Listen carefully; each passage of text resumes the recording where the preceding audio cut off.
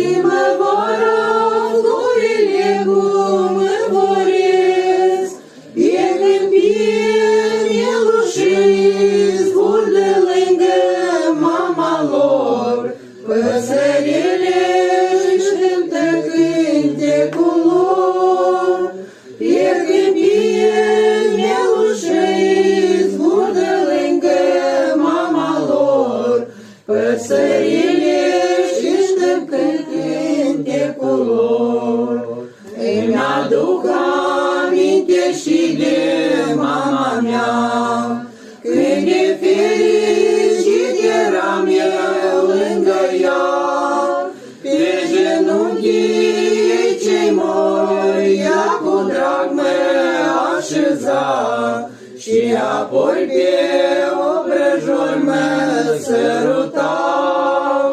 Pe genunchii ei cei moi ea cu drag mă așeza, și apoi pe obrăjori mă săruta. Nu doresc în lumea asta altceva decât să mă întâlnesc cu mama mea.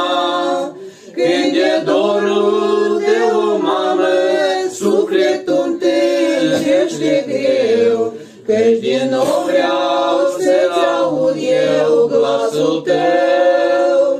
Când e dorul de o mamă, sufletul întâlnește greu, că din nou vreau să-ți aud eu glasul tău.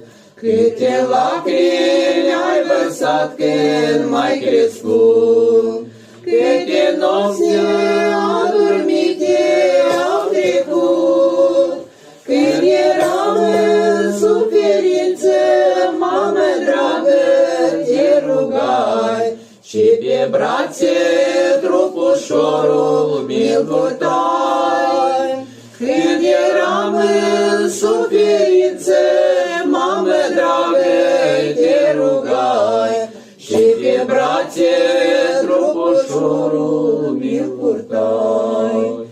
Iar când, mamă-i timpul să te odihnești, obrăjorii mei în lacrimi se topesc, și aștept ziua cam să plec de pe pământ, dar doresc să ne întâlnim în cerul sfânt.